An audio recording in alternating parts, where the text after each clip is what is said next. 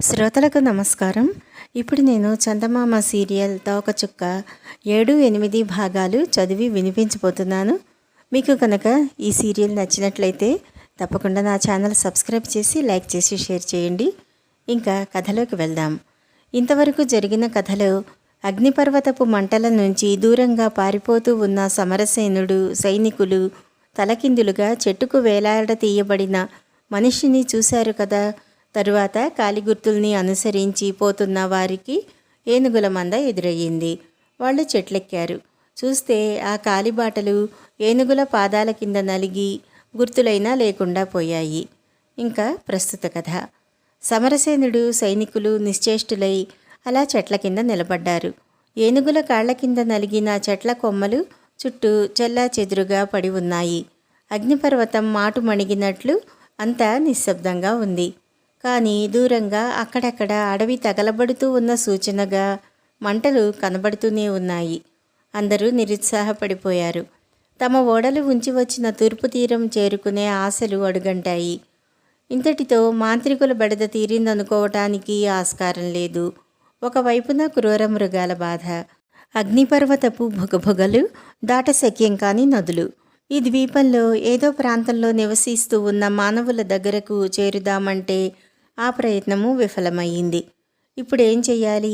ఏ మార్గం అనుసరించాలి? అందరినీ ఇదే ప్రశ్న ఎంతగానో బాధిస్తోంది. ఇక సమరసేనుడు ఎంత ఆలోచించినా ఒక దారి తెన్నో దొరకక వెలవెలపోతున్నాడు. ఇలాంటి స్థితిలో వాళ్ళందరినీ ఆశ్చర్యంలో ముంచేటట్టు ఒక ఆర్తనాదం వినిపించింది. ఆ గొంతు ఏకాక్షిది కాదు, చతుర్నేత్రుడిది కాదు. ఘోర విపత్తులో ఉన్న ఒక మానవ ప్రాణి చేసే ఆర్తనాదం. సైనికులు నివ్వెరపోయి తమ నాయకుడికేసి చూశారు. సమరసేనుడు త్రుటిలో వరలో నుంచి కత్తి దూసి, రండి జాగ్రత్త సుమా అంటూ ఆ ఆర్తనాదం వినపడిన వైపు పరిగెత్తసాగాడు. సైనికులు కూడా కత్తులను సిద్ధంగా ఉంచుకుని తమ నాయకుణ్ణి అనుసరించారు. వారు అలా ముందుకు పోతూ ఉన్న కొద్దీ ఆ మానవ కంఠం మరింత స్పష్టంగా వినబడసాగింది. కొద్దిసేపటికల్లా వాళ్ళందరూ ఆ చోటుకు చేరుకున్నారు. అక్కడ కంటపడిన ఘోర దృశ్యం వాళ్లను భయకంపితులను చేసింది. మరుక్షణంలోనే ఏదో ఆశలాంటిది వారికి ఉత్సాహాన్నిచ్చింది. ఈ మంత్రాల దీవిలో మొట్టమొదటిసారిగా వాళ్ళు జీవంతో ఉన్న మనిషిని చూడగలిగారు. కానీ అతడు గొప్ప విపత్తులో చిక్కుకుని ఉన్నాడు. పాపం వాణ్ణి ఎవరో పెడరెక్కలు విరిచి చెట్టుకు కట్టివేసిపోయారు. అలాంటి నిస్సహాయ స్థితిలో ఉన్న అతడిని భక్షించేందుకని 4-5 తోడేళ్లు అక్కడికి వచ్చాయి. అదే సమయంలో ఆకలిగొన్న ఒక పెద్ద పులి కూడా ఆ ఛాయలకే వచ్చింది. ఇప్పుడు ఆ దురదృష్టవంతుడి మాంసం కోసం తోడేళ్ల మధ్య, పెద్ద పులి మధ్య పోరాటం సాగుతోంది. భయకంపితుడైన ఆ మనిషి గగ్గోలు పెడుతున్నాడు. సమరసేనుడు క్షణంలో పరిస్థితి అవగాహన చేసుకున్నాడు. పులిపంజా దెబ్బలకు ఒక్కొక్క తోడేలే అరుస్తూ కింద పడిపోతోంది. ఆ విధంగా శత్రు సంహారం చేసి తరువాత తీరికగా మనిషి మాంసం రుచి చూడాలని పులి పోరాడుతోంది. ఇంకా ఆలసిస్తే ప్రమాదమనుకుని సమరసేనుడు బాణం ఎక్కుపెట్టి పులిని గురిచూసి కొట్టాడు. ఆ దెబ్బకు పులి బొబ్బరిస్తూ కింద పడిపోయింది. వెంటనే సైనికులు ముందుకు ఉరికారు. ఆకలిగొన్న తోడేళ్లు అరుస్తూ వాళ్ల మీదకి దూకాయి.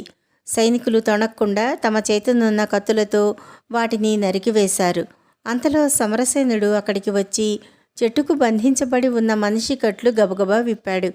నన్ను ప్రాణాపాయం నుంచి కాపాడిన మీరు నిజంగా మహానుభావులు. మీ మేలు ఎన్నటికీ మరువలేను అంటూ అతడు సమరసేనుడికి, సైనికులకు నమస్కరించాడు. ఆ మనిషి రూపురేఖలు, మాట్లాడిన తీరు చూడగా సమరసేనుడికి అమితమైన ఆశ్చర్యం కలిగింది. ఇతడు ఈ మంత్రాల దీవివాడు కాదని వెంటనే తెలిసిపోయింది. పైగా అతను కుండలిని ద్వీపవాసి అని కూడా సమరసేనుడికి అనుమానం కలిగింది. నువ్వు ఏ దేశస్థుడివి అని అడిగాడు సమరసేనుడు.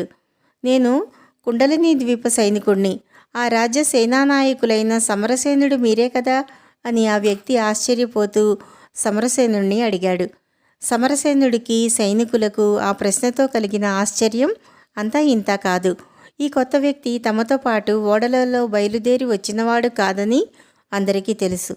అయితే ఇతడు ఇక్కడికి ఎప్పుడు వచ్చాడు? ఆ కొత్త సైనికుడు వీళ్ల మనోభావాలు గుర్తించిన వాడిలా ఇలా చెప్పసాగాడు. మీరు ఆనాడు ఓడలలో బయలుదేరేటప్పుడు తోకచుక్క కనపడింది కదా, అయినా మీరు ఆస్థాన దైవజ్ఞుని సలహాను పాటించకుండా బయలుదేరిపోయారు. ఆ తరువాత కొద్దిసేపటికి పెద్ద తుఫాను ప్రారంభమై సముద్రం అల్లకల్లోలం కాజొచ్చింది. చిత్రసేన మహారాజు చాలా కలవరపడ్డారు. వరుసగా 4-5 రోజులు మీ క్షేమం కోసం కుండలినీదేవికి పూజలు, ఉత్సవాలు చేయించారు. కానీ తుఫాను దాదాపు వారం రోజుల పాటు భయంకరంగా వీచింది. మీరు ఏమైపోయారో అని రాజు, ప్రజలు కూడా దిగులు పడిపోయారు.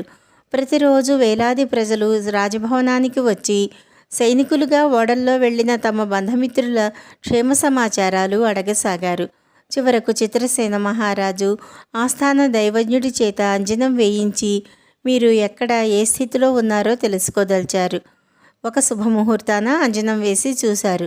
ఓడలు మునిగినా ఇంకా మిగిలిన కొద్దిమంది ఒకానొక ద్వీపం చేరుకున్నట్లుగా తెలిసింది. చిత్రసేన మహారాజు మంత్రి సామంతులతో సమాలోచన జరిపారు. ఆ కొద్దిమంది సైనికులతో మీరు ఏదో ఒక కొత్త ద్వీపానికి చేరటం వల్ల ముప్పు కలిగే అవకాశం ఉన్నదని నిర్ణయించుకున్నారు. తరువాత వారం రోజుల్లో మరికొందరు సైనికుల్ని పోగు చేసి కుంభాండుని నాయకత్వం కింద మిమ్మల్ని వెతికేందుకు పంపారు. ఎవరీ కుంభాండు? ఓహో, కుంభాండ సంస్థానాధిపతా అన్నాడు సమరసేనుడు ఆశ్చర్యపడుతూ. అవును, వాడి వల్లనే ఇప్పుడు నేను ఈ ప్రాణాపాయ స్థితిలో ఇరుక్కున్నాను అన్నాడు సైనికుడు పళ్ళు కొరుకుతూ. సమరసేనుడు ఆ మాటలతో నివ్వెరపోయాడు. సైనికులకు ఇదేమీ అర్థం కాలేదు. తిరిగి ఆ కొత్త సైనికుడు ఇలా చెప్పసాగాడు. మేము కొద్ది రోజుల కల్లా ఈ ద్వీపం చూసాం. దక్షిణ ప్రాంతంలో ఓడలు దిగి తీరం చేరాం. కుంభాండు మమ్మల్ందరినీ తీరం దగ్గరే ఉండమని 2 సైనికులతో ద్వీపం లోపలికి బయలుదేరాడు. ఆ రోజల్లా మేము అతడి కోసం ఎదురు చూస్తూ కాలం గడిపాం. మరుసటి రోజు తెల్లవారిన తరువాత కుంభాండు ఒంటరిగా తిరిగి వచ్చాడు. వస్తూనే మా దగ్గర ఉన్న విల్లంబులు అవి తీసుకుని కట్టకట్టించి సముద్రంలో పారవేయించాడు. ఎంత ఆలోచించినా ఈ విడ్డూరం ఏమిటో మాకు అర్థం కాలేదు. పైగా అతడితో వెళ్ళిన 2 సైనికులు ఏమయ్యారో మాకు తెలీదు. అడిగితే వాళ్లను ఏదో అడవిజాతి వాళ్ళు చంపేశారని చెప్పాడు. మాకు అనుమానం కలిగింది. విల్లంబుల్ని అలా కట్టకట్టి సముద్రంలో ఎందుకు పారేయించాడో నిలదీసి అడిగాం. దానికి కుంభాండు తను సేనానాయకుడిగా ఏది చేసినా తనను ఎవరూ ప్రశ్నించకూడదని కఠినంగా జవాబిచ్చాడు. అయితే కుంభాండు కూడా తన విల్లంబుల్ని సముద్రంలో పారవేయించాడా అని అడిగాడు సమరసేనుడు అనుమానంగా. అదే చోద్యం, తన విల్లంబులు మాత్రం తను అట్టు పెట్టుకున్నాడు. మేము ప్రశ్నిస్తే తను నాయకుణ్ణని, ప్రశ్నించటం తనను ఎదిరించినట్లు అవుతుందని చెప్పాడు. ఆ తరువాత కొద్దిసేపటిలోనే బరిసెలు, ఈటెలు ధరించిన కొంతమంది ఆటవికులు వికృతంగా అరుస్తూ మా దగ్గరకు రాసాగారు. మా దగ్గర బాణాలు లేవు కనుక అక్కడ దొరికిన రాళ్లతోనూ చెట్ల కొమ్మలతోనూ ఆత్మరక్షణకు తలపడ్డాం. కానీ కుంభాండు మమ్మలందరినీ ఆ అటవికులకు లొంగిపోవలసినదని ఆజ్ఞాపించాడు. ఈ వింత ధోరణి మాకు చాలా ఆశ్చర్యం కలిగించింది. మాలో అప్పటికే చాలామంది సైనికులు ఆ అటవికుల బల్లెపు పోట్లకు ఆహుతి అయిపోయారు. మిగిలిన వాళ్ళని చేసేది లేక లొంగిపోయాం. అలా పోరాటం జరుగుతూ ఉంటే కుంభాండు మీకేమీ సాయం చేయలేదా అని అడిగాడు సమరసేనుడు ఆగ్రహాన్ని అణుచుకుంటూ. దానికి సైనికుడు అలాంటిదేమీ లేదు. మేము లొంగిపోగానే మమ్మల్ని పెడరెక్కలు విరిచికట్టారు. కుంభాండుణ్ణి ఒక అందలం మీద ఎక్కించారు. దాన్ని కొందరు ఆటవికులు భుజాల మీద ఎత్తుకుని అరుస్తూ వాళ్ల పల్లెలకు తీసుకుని పోయారు. మేము ఆ ఆటవికులకు బందీలుగా ఉండవలసి వచ్చింది. ఇక కుంభాండు వాళ్లకు రాజుగా వ్యవహరించాడు. ఆ ఆటవిక జాతులకు అతడు ఎంత చెబితే అంత. వాళ్ల మీద ఇంత అధికారాన్ని ఎలా సంపాదించాడా ఈ కుంభాండు అన్న సంశయం మమ్మల్ని బాధిస్తూనే ఉంది. అదే నాకు కలిగిన సంశయం అన్నాడు సమరసేనుడు నవ్వుతూ. మాకు కలిగిన సంశయం 2-3 రోజుల కల్లా తీరిపోయింది. ఆ ఆటవికులకు అసలు బాణాలంటే ఏమిటో తెలియదు. మనిషి కదలకుండా ఒక చోట నించుని ఎక్కడో ఉన్న పక్షిని కానీ జంతువును కానీ బాణం విడిచి చంపటం వాళ్లకు గొప్ప మహిమలాగా కనపడింది. ఆ మహిమ తనకు ఒక్కడికే ఉందని చెప్పుకుని వాళ్ల మీద రాజరికం సంపాదించేటందుకే కుంభాండు మా విల్లంబులన్నింటినీ కట్టకట్టి సముద్రంలో పారవేయించాడు. ఈ రహస్యం అప్పట్లో మాకు తెలియలేదు. ఒక రోజున అడవి ప్రాంతమంతా తప్పెట మోతలతో మారుమోగిపోయింది. 100 కొద్దీ అడవి జాతుల వాళ్ళు మేము ఉంటున్న పల్లెకు వచ్చారు. వాళ్ళందరి ముందు ఈ కుబుద్ధి కుంభాండు తన మహిమను ప్రదర్శించాడు. ఎక్కడో ఆకాశాన ఎగురుతూ ఉన్న ఒక గరుడ పక్షిని బాణంతో నేలకూల్చాడు. దూరంగా ఉన్న ఒక లేడిని మరొక బాణంతో కొట్టాడు. విల్లు అంబులు అంటే ఏమిటో తెలియని ఆ అనాగరికులు కుంభాండు చుట్టూ చేరి నాట్యం చేశారు. వాళ్ల సాయంతో ఈ ద్వీపానికి రాజు కావాలని కుంభాండు తాపత్రయం. ఏముంది ఇక్కడ పాలించేందుకు?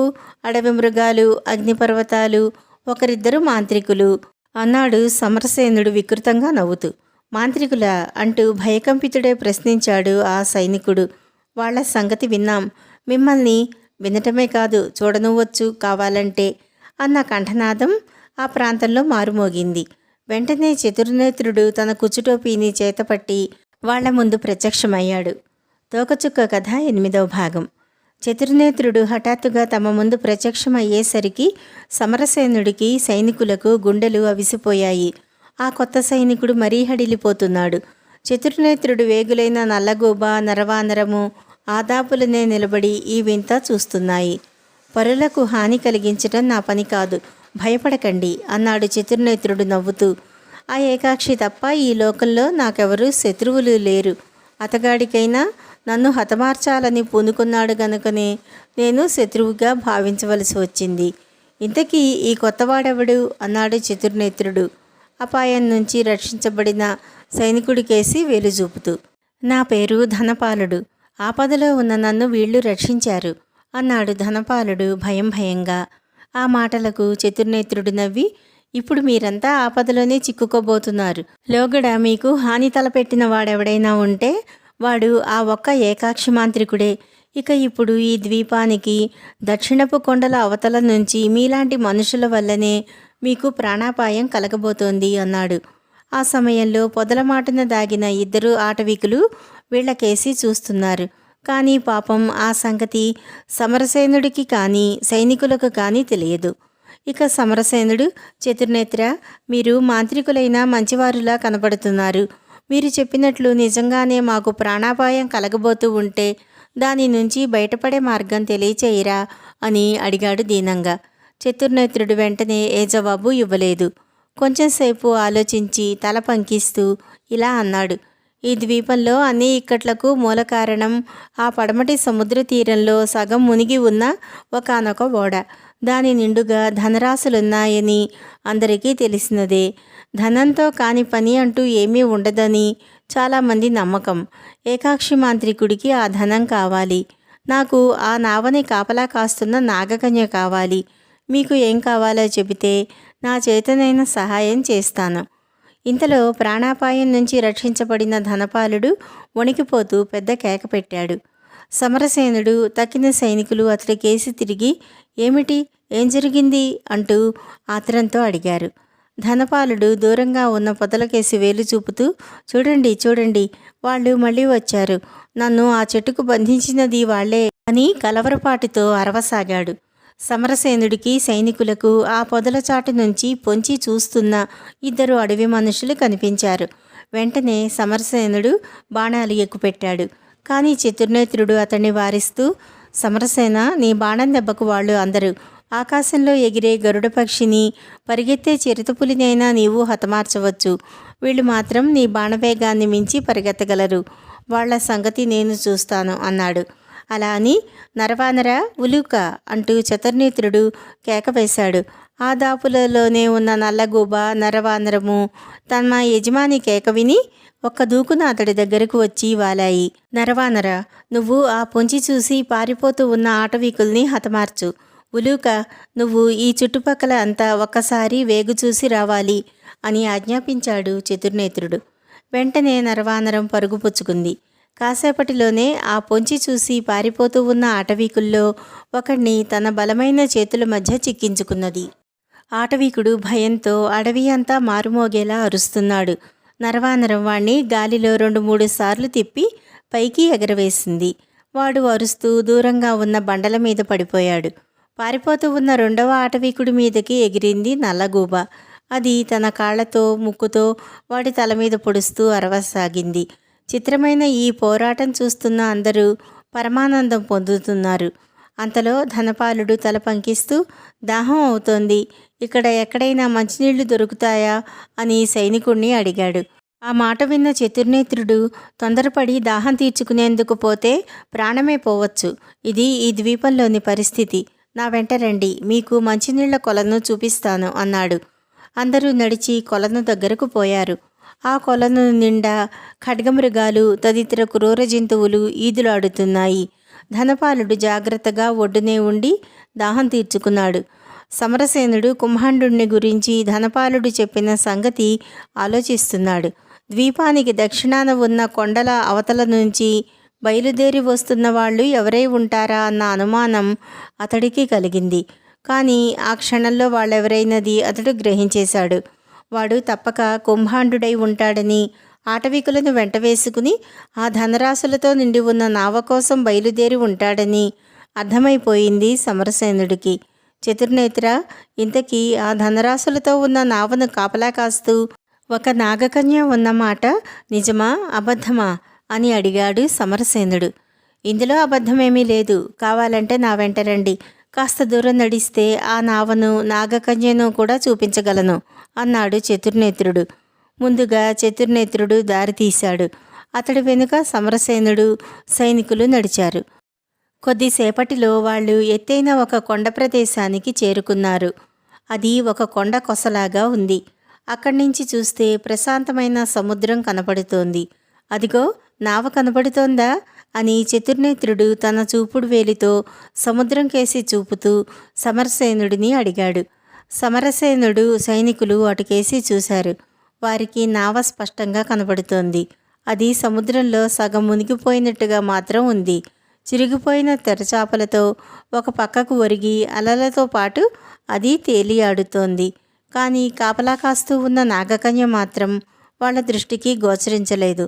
నాగకన్య కనపడదేం అంటూ ఆశ్చర్యంగా సమరసేనుడు చతుర్నేత్రుడిని ప్రశ్నించాడు. ఆ ప్రశ్నకు చతుర్నేత్రుడు చిరునవ్వు నవ్వి, సమరసేన, ఆ నాగకన్య కూడా నీ కళ్ళకు గోచరిస్తే ఇక మా మంత్రతంత్రాలు గడ్డిపోచకు కొరగావు. ఆ నాగకన్యను నేను, ఆ ఏకాక్షి మాత్రమే చూడగలం. ఏకాక్షి ధనం మీద ఆశతో ఆమె మీద పగబట్టి ఉన్నాడు. నేనేమో ఆమెను ప్రేమించి ఉన్నాను అన్నాడు. సమరసేనుడికి తరువాత ఏమీ అడిగేందుకు పాలుపోలేదు. మునుపు తను ఆ ధనరాశుల సంగతి విన్నప్పుడు వాటిని వశపరుచుకుని కుండలిని ద్వీపం చేరాలనుకున్నాడు. కానీ అది తన వల్ల సాధ్యం కాదని తెలుస్తూనే ఉంది. పైగా ఇప్పుడు రాజద్రోహి కుంభాండు కూడా వాటి కోసమే ప్రయత్నిస్తున్నాడు. తోడుగా ఏకాక్షి మాంత్రికుని బెడద ఉండనే ఉంది. అన్నింటికన్నా ఏ మంత్రశక్తి సహాయం లేకుండా ఆ నాగకన్య కాపలా నుండి తప్పించుకుని ఆ నావను చేరటం అసంభవం. సమరసేనుడు ఇలా ఆలోచిస్తున్నంతలో అది గ్రహించిన వాడిలా చతుర్నేత్రుడు బిగ్గరగా నవ్వాడు. సమరసేన, నీ ఊహలు నాకు తెలుస్తూనే ఉన్నాయి అన్నాడు చతుర్నేత్రుడు. నాకు ఈ క్షణంలో ఒక ఆలోచన కలిగింది. నీవేమో ఆ నావలోని ధనరాశుల మీద ఒక కన్ను వేసే ఉంచావని నేనెప్పుడో గ్రహించాను. ఆ ధనం విషయంలో మాత్రం నేను నీకు పోటీవాడిని కాను. నీ పోటీదారు ఆ ఏకాక్షిగాడే. కనుక మన ఇద్దరం కలిస్తే ఏమైనా సాధించగలమా అని నా ఆలోచన. చతుర్నేత్రుడి మాటలు ముగించేసరికి సమరసేనుడికి ఎక్కడలేని ధైర్యము వచ్చింది. ఈ భయంకర ద్వీపం నుంచి ప్రాణాలతో బయటపడాలనుకుంటున్న అతడికి ఒక కొత్త ఆశ కలిగింది. రాజద్రోహి అయిన కుంభాండుణ్ణి హతమార్చాలి. వీలైతే ఆ నావలోని ధనరాశుల్ని కూడా సంపాదించాలి. కానీ ఆ ధనరాశులతో నావ సముద్రంలో ఏ కారణం చేత అలా ఉండిపోయినట్లు? సమరసేనుడికి ఈ రహస్యం తెలుసుకోవాలని ఉబలాటం కలిగింది. చతుర్నేత్ర, మాంత్రికులంటే సహజంగా ఏ మానవ ప్రాణి అయినా భయపడక తప్పదు. కానీ ఈ ద్వీపంలో ఉన్న మీకు ఏకాక్షి మాంత్రికుడికి మధ్య ఎంతో వ్యత్యాసం ఉంది. మీరు భూతదయ, సాధుపరాయణత్వం కలవాళ్లలా కనబడతారు. నేను చేయగలిగిన సహాయం ఏమైనా ఉంటే చేస్తాను. కానీ ఒకటి, ఆ ధనరాశులతో నిండిన నావను గురించిన రహస్యం తెలుసుకోవాలని ఉంది అని అడిగాడు సమరసేనుడు. అందుకు చతుర్నేత్రుడు వెంటనే జవాబివ్వక కాసేపు తటపటాయించాడు. ఆ నావ, ధనరాశులు, ఆ నాగకన్య కథ అంతా చెప్పాలంటే చాలా ఉంది. అంతా వినేందుకు నీకు కుతూహలం కూడా లేకపోవచ్చు. కొద్దిలో చెబుతాను, విను. బహుశా నీవు శమనద్వీపం సంగతి విని ఉండవు. ఒకవేళ విని ఉన్నా మీరు పిలిచే పేరు మరొకటి కావచ్చు. ఇక ఆ సమన ద్వీపాన్ని శాక్తేయుడు అన్న రాజు పాలిస్తూ ఉండేవాడు. శాక్తేయుడంటేనే నీకు తెలిసి ఉండాలి. ఆయన చండికా భక్తుడు. మంత్రతంత్ర విద్యల్లో అతడే సాటి. ఒకసారి దేవీ నవరాత్రి ఉత్సవాలు జరుగుతున్నాయి. శాక్తేయుడే స్వయంగా పూజ చేస్తున్నాడు. ఉన్నట్లుండి జనకోలాహలం మధ్యలో చండి పలికింది, భక్తులారా, మీ భక్తికి మెచ్చాను. కానీ వట్టి పూజలతో నాకు తృప్తి లేదు. నాకు ఒక చక్కని దేవాలయం కట్టండి అంటూ హుంకరించింది చండీదేవి. తల్లి, నీకు గొప్ప దేవాలయం కడతాను, ఆకాశాన్నంటే గొప్ప గోపురం కట్టిస్తాను అన్నాడు శాక్తేయుడు మోకరిల్లి. కానీ చండీదేవి మళ్ళీ ఇలా పలికింది, నా గుడి గోపురాలు మామూలు రాతితో మట్టితో కనబడితే నాకు తృప్తి కలగదు. వెండి బంగారాలతో కట్టించు, అప్పుడే నాకు తృప్తి. శాక్తేయుడు వణికిపోయాడు. దేవి ఆజ్ఞను శిరసావహించవలసిందే కదా. పెద్ద గుడి గోపురాలకు సరిపోయే వెండి బంగారాన్ని సంపాదించటం ఎలా? తోకచుక్క 7-8 భాగాలు సమాప్తం. తరువాయి కథను 9వ భాగంలో తెలుసుకుందాము. నమస్కారం.